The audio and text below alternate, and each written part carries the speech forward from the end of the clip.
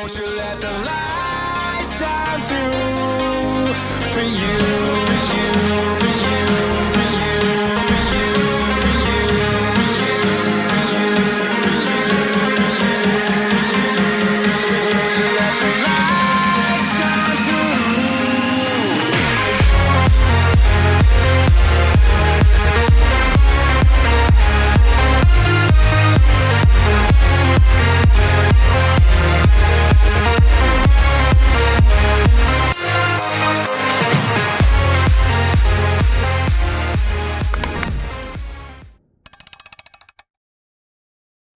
Nowadays, we are able to unlock skills that we thought impossible 10 years ago. One of these is the SAT, which stands for straight arm touch. It's a front lever variation where we are touching the bar with our abs, just like in a front lever touch, but here we are keeping the arms straight instead of bent. Essentially, just like a Victorian cross, but on the bar instead of the rings. The grip width is what makes it easier or harder. In a regular SAT, we are keeping the arms at around 45 degrees angle with the body, or a bit more. But nowadays, you can see attempts of close grip SAT or extremely wide SAT. Take a look at Melvin, for example. If we put him vertically, he's probably like taller than me. The more uncomfortable we make the leverage, and the more power we have to express with our back muscles. And I'm talking about smaller muscles, like the rear delts or the triceps. And to make things even more impressive, athletes started coming out with even crazier variations of the SAT, like the supinated grip and the no false SAT. Because the false grip takes an essential role into making the SAT achievable, by shortening the leverage of our arm. And if you are wondering, yes, having shorter arms make the SAT easier.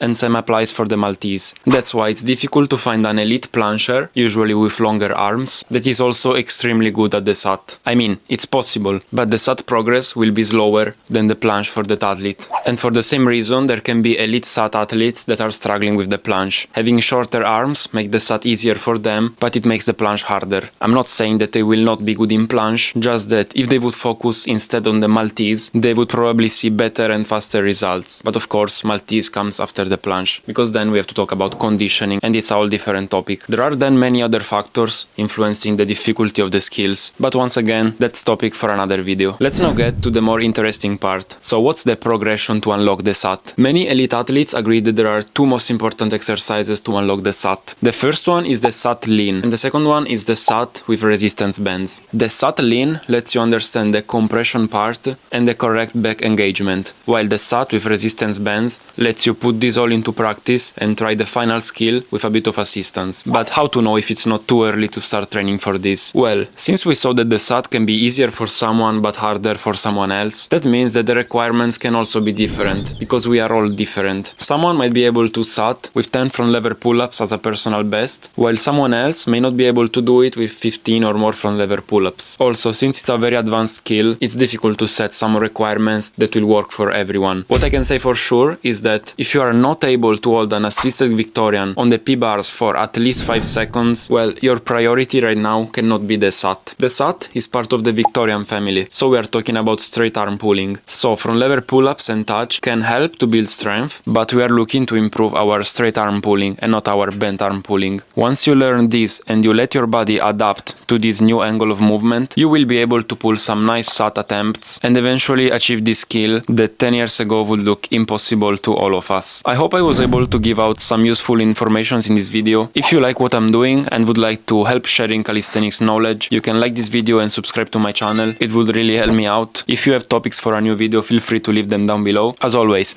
keep training and see you in the next video.